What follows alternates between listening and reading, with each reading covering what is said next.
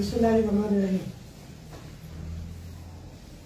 আজকে এই আমাদের দেশনেত্রী বেগম খালেদা জিয়ার রোগ মুক্তির জন্য যে দোয়া মাহফিলের আয়োজন করা হয়েছে অস্ট্রেলিয়া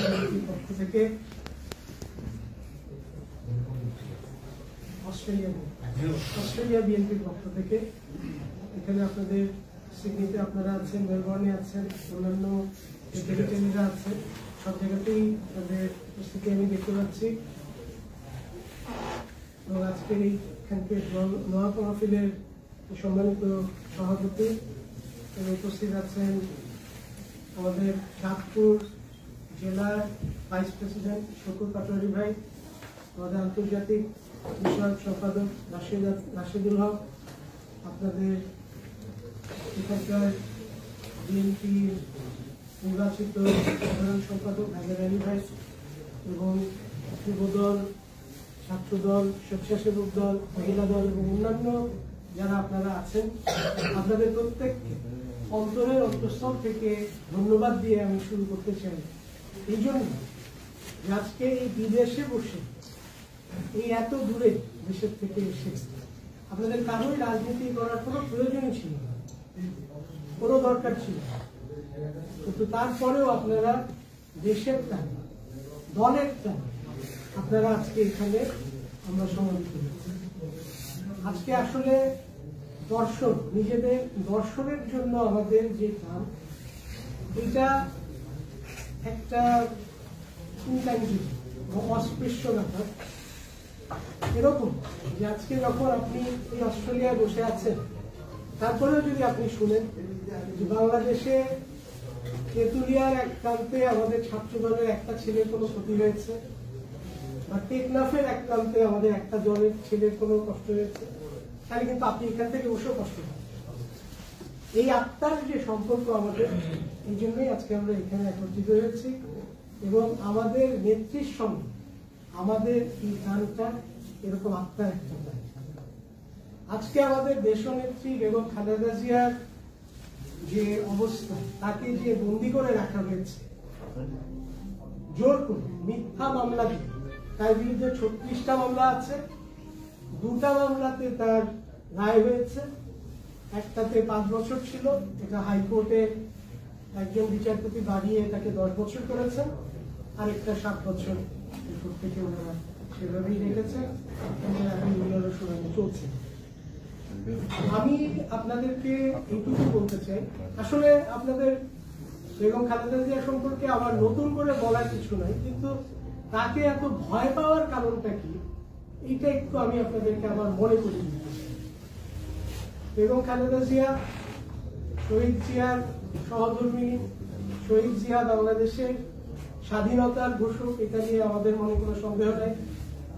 1965 সালে যখন পাকিস্তান ভারত যুদ্ধ হয়েছিল, তখনও কিন্তু শহীদ জিয়াকে পাঠানো হয়েছে। এই বেগম খালেদা জিয়া তখন কিন্তু তাদের বিবাহিত জীবনের 5 বছর, তখন দেখেছেন যে তার স্বামী আরেকটা যুদ্ধের মধ্যে চলে গেছে। এরপরে আসলো 1971 শহীদ জিয়া আবার থাকলেন চিটাগংয়ে, জিয়া থাকলেন আরেক জায়গায়, পুরাটা যুদ্ধের সময়। এইরকম সংগ্রামের মধ্য দিয়ে বেগম জিয়ার জীবন শুরু হয়েছে এবং চলছে। 1975 সালে যখন সিপাহী বিপ্লব হয় বাংলাদেশে, তার আগে শহীদ জিয়াকে আন্তরিক করে রাখা হয়েছিল, সেটাও আপনারা জানেন। সেই সংগ্রামের মধ্যেও বেগম জিয়া পার হয়েছে। এরপরে শহীদ জিয়ার শাহাদাতের পরে বেগম জিয়ার রাজনৈতিক জীবন শুরু হয় 1982 সালের 2রা জানুয়ারি। 82 সালের 2রা জানুয়ারি বেগম জিয়া জাতীয়তাবাদী দলের সদস্যপদ নেন। 1983 সালের মার্চ মাসে ইনি দলের ভাইস প্রেসিডেন্ট হিসেবে অবস্থান পান। এরপরে 1983 সালের মে মাসে তিনি সিনিয়র ভাইস প্রেসিডেন্ট। এর মধ্যে জেনারেল এরশাদের মার্শাল ল আসে 82 সালের মার্চ মাসে। মার্চের প্রথম থেকে যখনই ঘরোয়া রাজনীতি শুরু হলো তখন থেকে বেগম খালেদা জিয়া এই মার্শালের বিরুদ্ধে, এই সামরিক শাসনের বিরুদ্ধে সোচ্চার ছিলেন। অথচ অন্য কোনো নেত্রী যারা নিজেদেরকে গণতন্ত্রের অনেক বড় প্রহরী বলে দাবি করেন, তারা কিন্তু সেই সামরিক শাসনকে স্বাগত জানিয়েছিলেন। এরপরে 1984 সালে 13ই জানুয়ারি বিচারপতি আব্দুস সাত্তার বাংলাদেশ জাতীয়তাবাদী দলের প্রেসিডেন্টের পদ থেকে যখন পদত্যাগ করলেন স্বাস্থ্যগত কারণে, সেই সময় বেগম খালেদা জিয়া জাতীয়তাবাদী দলের হাল ধরলেন। এবং জাতীয়তাবাদী দলের হাল ধরার আগে তিনি যখন ভাইস প্রেসিডেন্ট ছিলেন, সেই সময় থেকে যখন ঘরোয়া রাজনীতির অনুমতি হলো, তখন থেকেই কিন্তু 6 দলীয় আরো 6টা দলকে নিয়ে 7 দলীয় ঐক্যজোট করার জন্য খালেদা জিয়া প্রথম প্রয়াস করেন। তিনি যখন প্রথম সেপ্টেম্বর মাসে 1984 সালের সেপ্টেম্বর মাসে আমাদের 27 নম্বরে ধানমন্ডি 27 নম্বরে যেই বিএনপি অফিস ছিল, সেখান থেকে প্রথম র্যালি আমরা যেটাকে বলি, মিছিল আমরা যেটাকে বলি, সেটা বের করেন। সেখানে ছাত্রদল থেকে আরম্ভ করে শ্রমিক দল পর্যন্ত এরকম একটা বিশাল মিছিলের বহর বাংলাদেশ জাতীয়তাবাদী দলের পক্ষে প্রথম বেগম জিয়ার একটা অবস্থান আমরা দেখতে পাই। এরশাদ বিরোধী আন্দোলনে বেগম জিয়ার ভূমিকা আমার আপনাদেরকে নতুন করে বলার দরকার নাই, শুধু এইটুকু বলি যে তিনি যে কতবার গৃহবন্দী হয়েছেন এটা কোনো হিসাব আসলে আমরা কেউ রাখি। তবে দুটা বিশেষ কথা বলে আমি অন্য কথায় যাব।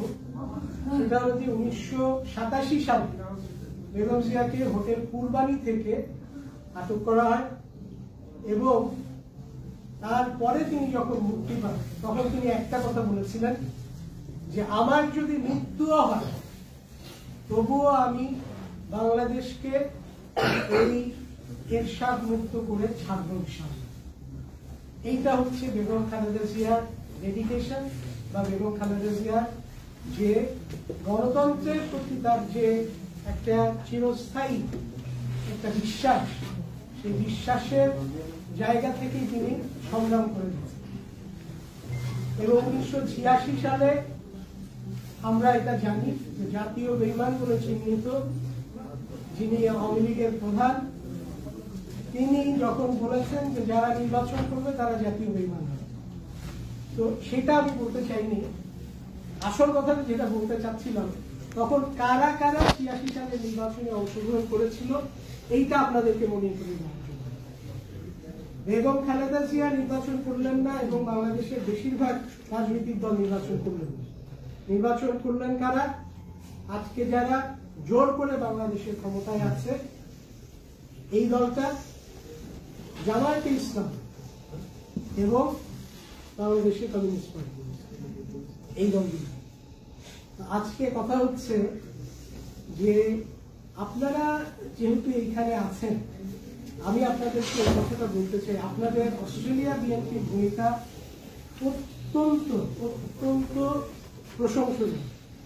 আপনারা যে কাজগুলো এখানে করতে পেরেছেন, আপনাদের সিনেটররা আমাদের গণতন্ত্রের পক্ষে কথা বলেছেন, বেগম খালেদা জিয়ার মুক্তির জন্য কথা বলেছেন, আপনাদের যারা হাউস অফ রিপ্রেজেন্টেটিভের সদস্য তারা কথা বলেছেন, আপনাদের অন্যান্য রাজনৈতিক নেতৃবৃন্দ কথা বলেছেন।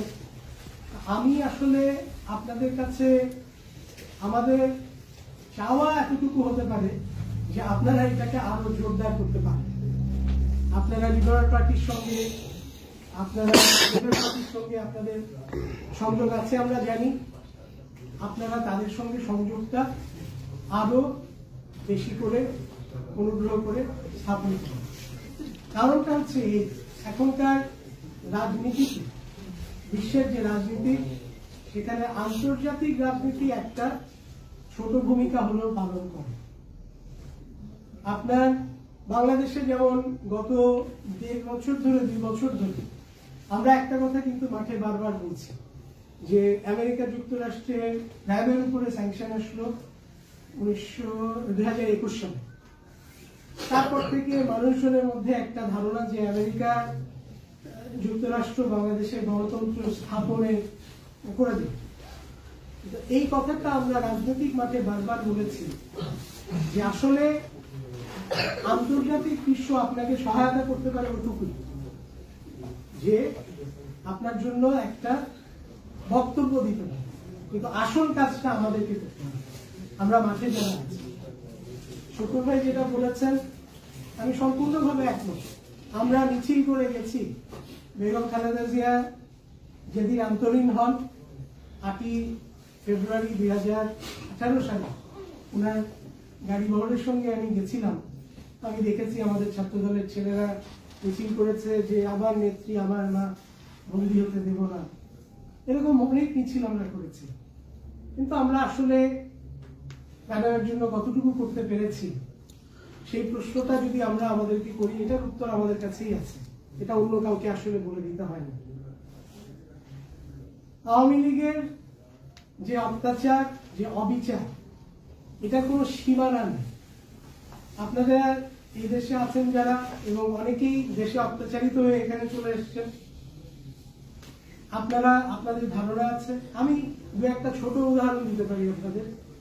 সেটা আমাদের বিভিন্ন, এই যে গত 28শে অক্টোবর থেকে নির্বাচন সময়কাল পর্যন্ত আমাদের 8 জন নেতাকর্মী জেলখানায় মৃত্যু হয়েছে বিভিন্ন রকম অত্যাচারের পর, আর আটক হয়েছেন 35,000।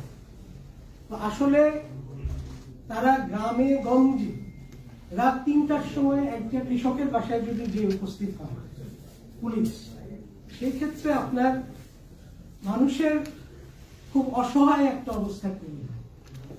আজকে যখন মানুষকে গুম করা হতো, খুন করা হতো, তখন আমরা প্রতিবাদ করেছি। সারা পৃথিবীতে আপনারা দেখেছেন যে সারা পৃথিবীর মানুষ এটার ব্যাপারে সোচ্চার হয়েছে, এবং আপনাদের অস্ট্রেলিয়া বিএনপির এটা একটা অগ্রণী ভূমিকা ছিল। এখন আমাদের যেটা প্রয়োজন, আসলে এই যে তত্ত্বাবধায়ক সরকার, যেটার কারণে নির্বাচনগুলো বাংলাদেশে নিরপেক্ষ হচ্ছিল, আওয়ামী লীগ নির্বাচনকে কেন ভয় পায়? মানে তাদের ভয় না পাওয়ার আসলে কোনো কারণ নেই। এই যে আমি এরশাদ বিরোধী আন্দোলনের কথা বলছিলাম, সেখানকার আরেকটা তথ্য দিই আপনাদের। 88 সাল 90 সালের মধ্যে বাংলাদেশের 231টা শিক্ষা প্রতিষ্ঠানে এই আমাদের যে ডাকসু বা এরকম যে স্টুডেন্ট বডিগুলো যেগুলো আমাদের আছে, ছাত্রদের, তাদের কোনোভাবেই নির্বাচনে জয়লাভ করার কোনো সম্ভাবনা নেই, কোনোভাবেই তারা জিতবে। এই একটা কারণে তারা আজকে বাংলাদেশের নির্বাচনকে বারবার ব্যাহত করার চেষ্টা করে যাচ্ছে।